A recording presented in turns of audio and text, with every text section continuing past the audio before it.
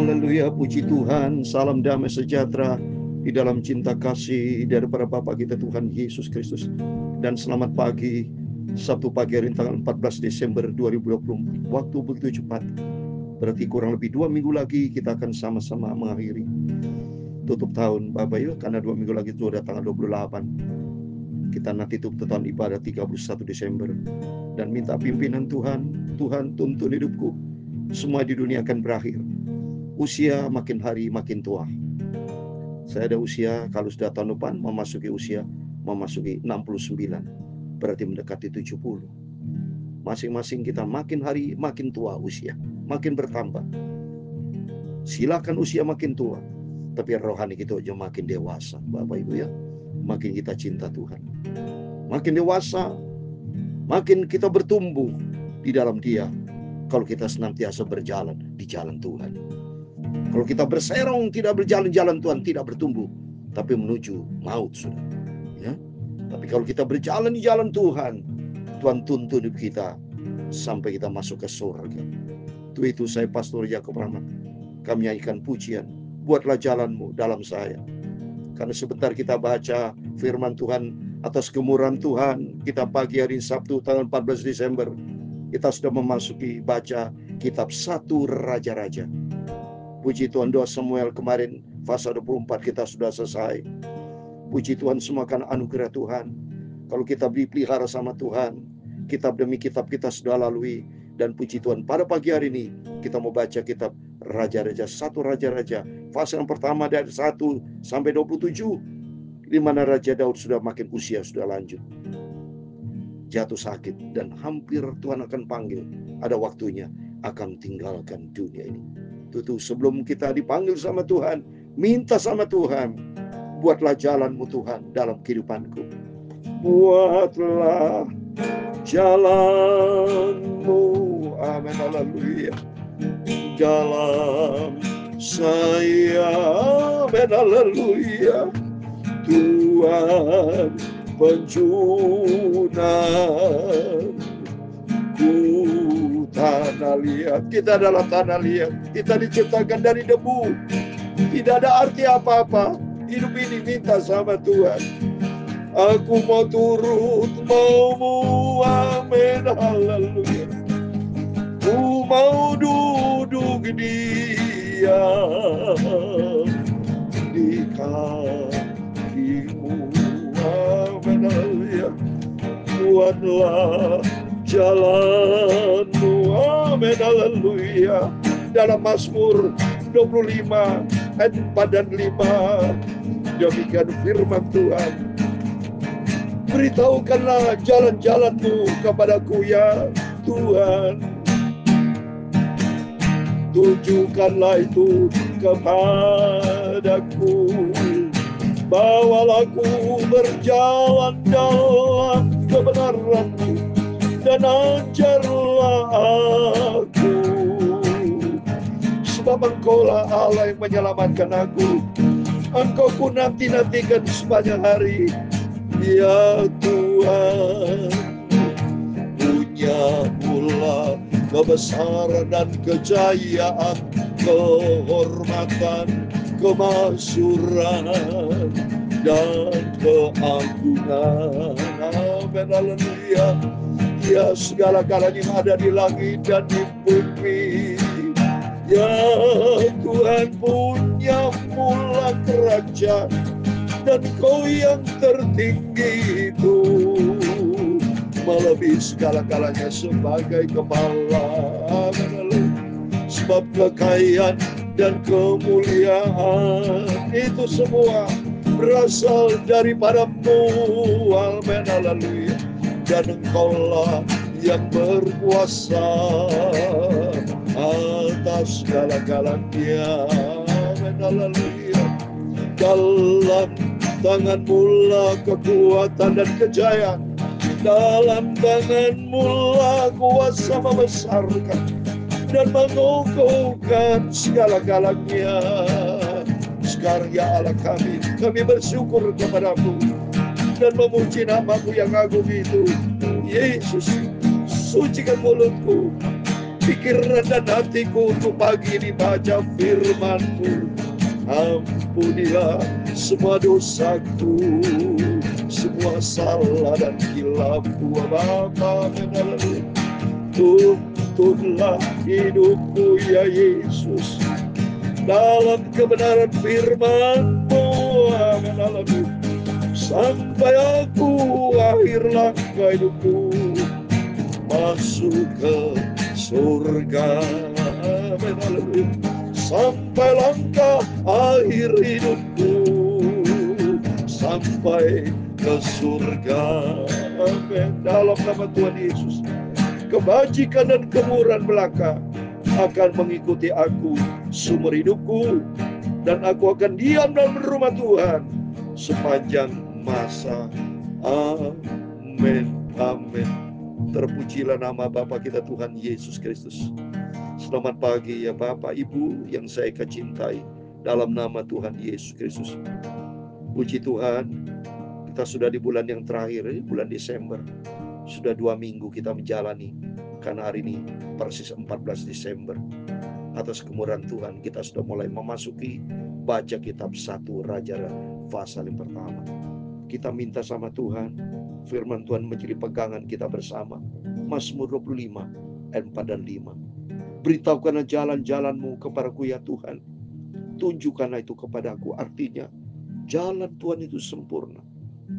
Jalan dunia akan menuju maut, dunia akan lenyap, tapi jalan Tuhan membawa kepada kehidupan kekal di surga. Oleh itu minta sama Tuhan, beritakan jauh jalan-jalan-Mu kepadaku ya Tuhan. Jalan Tuhan ada di dalam kebenaran firman Tuhan yang pagi ini kita mau baca.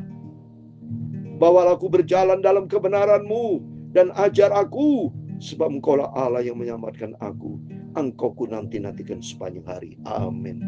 Biar hari-hari hidup kita diisi dengan kebenaran firman Tuhan, supaya kita tidak salah jalan, jangan salah takabur kita.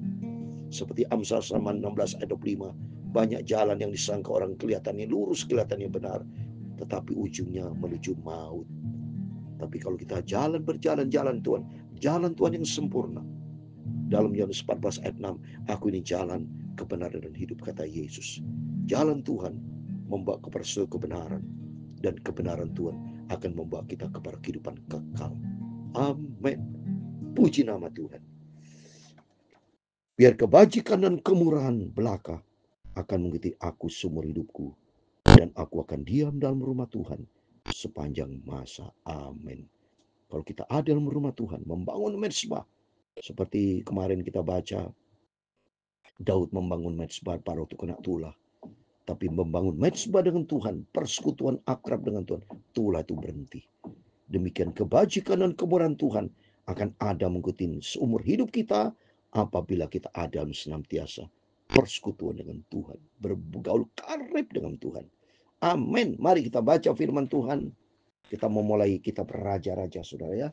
Raja-Raja ini ada 22 fatsal, Bapak ya.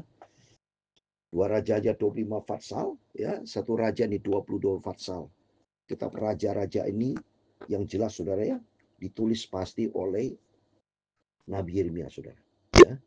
Karena memang ini suatu misteri, saudara. Sebetulnya memang tidak ditulis dengan jelas, ya, siapa penulisnya. Ya, tapi jelas ini para hamba-hamba Tuhan semuanya mengakui bahwa kitab Raja-Raja ini ditulis oleh Nabi Yeremia, ya. Karena memang Nabi Yeremia itu punya ciri-ciri, ya, senantiasa dia itu adalah seorang sejarawan yang terinspirasi. Maka disebut Deuteronomis, karena gaya dan temanya konsisten dengan tulisan itu mistik, ya. Jadi memang secara eksplisit tidak disebut, namun tradisi Yahudi dan beberapa sarjana percaya bahwa kitab ini Raja ditulis oleh Nabi Yeremia. Ya, kitab Raja terdiri 1 Raja dan 2 Raja-Raja. Ya, dan ditulis kurang lebih tahunnya ya, di atas 500 sebelum Masehi, saudara. 560 sampai 550 sebelum Masehi, ya, kurang lebih. Karena saya tentunya baca buku, saya belum lahir, saudara ya. Sama-sama kita belum lahir, ya. Tapi kita membaca buku, belajar. Saya sendiri sekolah teologi, belajar. Jadi dengan demikian kita bisa mengerti akan Alkitab supaya kita tahu aspek sejarah. Jadi kita mengenal Alkitab, kita ini mengenal dua hal. Dari horizontal dan vertikal. Horizontal dari aspek sejarah, supaya tahu semuanya. Dari aspek vertikal, apa maunya Tuhan. Seperti hari ini, apa maunya Tuhan. Yang Tuhan berfirman buat kita semua. Supaya kita tahu. Satu raja dan dua raja langsung melanjutkan sejarah yang tertata di dalam 1 dan 2 Samuel. Keempat kitab ini secara ekselektif meliputi seluruh sejarah para raja Israel dan Yehuda. Ya, untuk itu mari saya tidak bicara banyak tentang sejarah supaya waktunya kita tidak habis, karena kita sejarah itu bukan sekedar kita tahu, saya. Tapi sejarah bukan juru selamat, tapi Yesus Kristus juru selamat. Dan kita mengerti akan firman Tuhan, makna yang paling penting aspek vertikalnya. Apa maunya Tuhan? Kalau sejarah sudah kita pelajari, dan sudah kita tahu tadi seperti saya sampaikan, penulisnya ya dari sejarawan, dari orang Yahudi, pasti ini penulisnya Yeremia, karena ada berapa karakteristik, karena Yeremia itu adalah seorang penulis, ya. Jadi berarti ya ini sejarah. Tapi yang lebih penting lagi, bagaimana penerapan di dalam kehidupan kita supaya kita menjadi pelaku firman. Saudara jago di sejarah tapi tidak menjadi pelaku firman, apa artinya, saudara? Ya, mari kita baca dari ayat 1 sampai 27. Demikian firman Tuhan. Raja Daud telah tua dan lanjut umurnya, dan biarpun ia diselimuti badannya tetap dingin. Lalu para pegawainya berkata kepadanya, hendaklah cari bagi tuanku raja seorang perawan yang muda untuk melayani dan merawat raja. Biarlah ia berbaring di pangkuanmu, sehingga badan tuanku raja menjadi panas. Maka di seluruh daerah Israel dicarilah seorang gadis yang cantik. Didapati Abisah gadis Sunem, lalu dibawa kepada raja. Gadis itu amat cantik, dan ia menjadi perawat raja dan melayani dia, tetapi raja tidak bersetubuh dengan dia. Ya, jadi Daud sudah tua, saudara. Di dunia ini semua akan berakhir. Usia saya dulu masih muda. Bapak ibu waktu lahir masih muda, menikmati masa kanak-kanak, masa bayi, masa anak-anak, masa remaja, masa dewasa muda, masa dewasa, dan masa lanjut usia.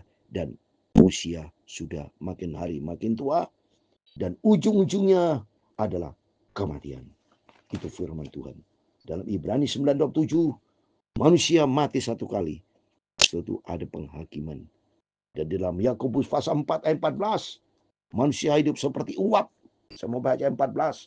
Sedang kamu tidak tahu apa yang akan terjadi besok. Apa arti hidupmu? Hidupmu sama seperti uap yang sementara kelihatan lalu lenyap.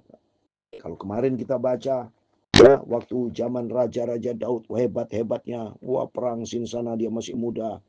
Sampai dia berbuat dosa, Batseba dia ambil, Uria bisa dibunuh, wah dia ambisi sekali. Tapi sekarang waktunya sudah usia lanjut. Dan kalau hidup kita tidak berkenan sama Tuhan, tidak bertobat, ada pertanggungan jawab. Ya, oleh itu takut sama Tuhan. Makanya pentingnya kita baca Alkitab, supaya kita betul-betul mengerti Alkitab, dan kita menjadi pelaku firman Tuhan. Jadi sudah tua, jadi supaya Raja Daud ini merasa terhibur, tidak makin parah, maka semua orang-orang berkata, coba didampingin seorang gadis cantik, ya. Jadi ini yang kita baca. Dan kita baca ayat yang kelima sekarang. Lalu Adonia anak Hagit meninggikan diri dengan berkata, aku ini menjadi raja, mau menjadi raja. Ia melengkapi dirinya dengan kereta-kereta dan orang berkuda serta 50 orang berlari di depannya. Ini sudah resiko. Daud punya istrinya cukup banyak, ya. Dari punya anak namanya Adonia, dia ambisi karena dia pikir Adonia, wah ini papaku udah mau mati nih, ya udah tua. Ambisi raja-raja, padahal anak Daud kan banyak nih. Ada nanti Salomo juga, sudah banyak sudah. Absalom yang lalu sudah mati sudah. Ini sekarang Adonia, dia ambisi ingin jadi raja. Selama hidup Adonia, ayahnya belum pernah menegur dia dengan ucapan, mengapa engkau berbuat begitu? Ia pun sangat elok perawakannya, dan dia adalah anak pertama sudah Absalom, ya. Jadi kakaknya Absalom sudah, ya. Jadi jelas ini, ya. Jadi perawakan ini tinggi besar, Absalom tinggi besar, semua di Absalom tinggi besar, Raja Saul juga tinggi besar. Tapi sekarang bukan masalah perawakannya itu besar, hatinya dilihat sama Tuhan, ya. Maka berundinglah ia dengan Yoab anak Seruya dan dengan Imam Abiatar, dan mereka menjadi pengikut dan pembantu Adonia. Tapi Imam Sadok dan Benaya bin Yoda dan Nabi Nathan dan Simei dan Rei dan para pahlawan Daud tidak memihak kepada Adonia. Jelas saudara, ya, tidak berkenan karena cara-cara Adonia yang sombong, ya, belum tentu kehendak Tuhan, ya. Sudah Adonia mempersembahkan domba lembu dan ternak gemukan sebagai korban dekat batu Sohelet yang ada di samping Enrogel, lalu mengundang semua saudaranya, anak raja dan semua orang Yehuda, pegawai-pegawai raja. Memang kalau raja itu tentu dengan anak-anaknya, ambisi anak jadi raja. Ini karena Daud punya istri banyak, bisa jadi keributan, ini risiko sudah ya. Tapi Nabi Nathan dan Benaya dan para pelawan dan Salomo adiknya tidak diundangnya. Lalu berkatalah Nathan kepada Batseba ibu Salomo, tidakkah engkau mendengar bahwa Adonia anak Hagit telah menjadi raja, sedang tuan kita Daud tidak mengetahuinya. Ya, ini Nabi Nathan sudah, karena Nabi Nathan memang pro kepada Raja Daud, ya, ingin supaya Raja Salomo, anaknya Salomo menjadi raja. Karena Raja Salomo ini kan anaknya Batseba. Nah, jadi Nabi Nathan datanglah kepada Batseba dan berkata, tidakkah engkau mendengar Adonia itu anak Hagit ingin menjadi raja? Karena itu baiklah ku beri nasihat kepadamu, supaya engkau dapat menyelamatkan nyawamu dan nyawa anakmu Salomo. Pergilah masuk menghadap Raja Daud, katakan kepadanya, bukankah tuanku sendiri rajaku telah bersumpah kepada hambamu ini, anakmu Salomo akan menjadi raja. Sudah aku dan dia akan duduk di atas tahtaku. Mengapa sekarang dia menjadi raja? Jadi Nathan memberikan nasihat kepada Batseba. Ayo ketemu Raja Daud. Ngomong kepada Raja Daud. Bukankah Daud dulu lu kan pernah ngomong bahwa anakku Salomo, anak dia Batseba, untuk jadi raja. Supaya nanti tidak bahaya saudara kalau ini Adonia jadi raja, bisa dibunuh saudara semua. Ya, makanya Nabi Nathan memberikan nasihat kepada Batseba. Jadi Batseba ayat 15, jadi masuklah Batseba menghadap raja ke dalam kamarnya. Waktu raja sudah sangat tua, nah Raja Daud sudah sangat tua saudara ya. Dan Abisak di Sunam itu melayani raja. Lalu Batseba berlutut dan sujud menyembah kepada raja. Raja bertanya, ada engkau ini? Lalu perempuan itu berkata kepadanya, Tuanku sendiri telah bersumpah demi Tuhan Allahmu kepada hambamu, anakmu Salomo akan menjadi raja. Sudah aku, ia akan duduk di atas tahtaku. Wah, jadi Batseba bicara kepada Daud. Ya, bukan kau sudah pernah ngomong bersumpah, anakku Salomo, anakmu Salomo akan turunan menjadi raja ya. Tetapi sekarang lihatlah Adonia telah menjadi raja, sedangkan tuan raja sendiri tidak mengetahuinya. Ia telah menyembelih banyak lembu, ternak gemukan dan domba ya. Terus berikutnya, dan telah mengundang semua anak raja, Imam Abiatar dan Yoab panglima itu, tapi hamba-Mu Salomo tidak diundangnya. Wah, ngomong curhat saudara ya, Batseba kepada Raja Daud. Dan kepada mulanya tuanku raja, tertuju mata seluruh orang Israel, supaya engkau memberitahukan kepada mereka siapa yang akan duduk di atas tahta tuanku raja. Sudah tuanku. Namun aku dan anakku Salomo dituduh bersalah segera. Sudah tuanku raja mendapat perhentian bersama dengan moyangnya. Selagi Batseba berbicara dengan raja, datanglah Nabi Nathan. Diberitahukan kepada raja, itu ada Nabi Nathan. Masuklah ia menghadap raja, lalu sujud menyembah kepada raja dengan mukanya sampai ke tanah. Nathan berkata, ya tuanku raja, tuanku sendirilah rupa-rupanya yang telah berkata, Adonia akan menjadi raja, sudah aku, dan akan duduk di atas tahtaku. Sebab pada hari ini ia telah menyembelih banyak lembu, ternak gemukan, dan domba. Ia mengundang semua anak raja, panglima, dan imam Abiatar. Dan sesungguhnya mereka sedang makan minum di depannya sambil berseru, hidup Raja Adonia. Tapi hamba-Mu dan Imam Sadok dan Benaya bin Yoda dan hamba Salomo tidak diundangnya. Ayat 27 yang terakhir, kita lanjutkan besok saudara ya. Jika ini terjadi dari pihak tuanku raja, maka engkau tidak memberitahu hamba-hambamu ini siapa yang akan duduk di atas tata tuanku raja, sudah tuanku. Amin. Demikian firman Tuhan. 1 Raja pasal pertama ayat 1 sampai 27, kisah Daud yang sudah sakit tua, di mana diberitahu informasi bahwa anak Hagit namanya Adonia itu dia ambisi jadi raja. Sedangkan Nabi Nathan berkata kepada Daud, bukankah nanti keturunan dia adalah Batseba adalah Salomo akan jadi raja, termasuk diberitahukan kepada istri Raja Daud Batseba supaya bicara kepada Raja Daud supaya jelas siapa ini yang nanti jadi raja kalau Raja Daud meninggal mati. Nah, ternyata Daud bingung, kaget. Ya, Nabi Nathan, mereka nabi-nabi, imam-imam tidak diundang sama Adonia.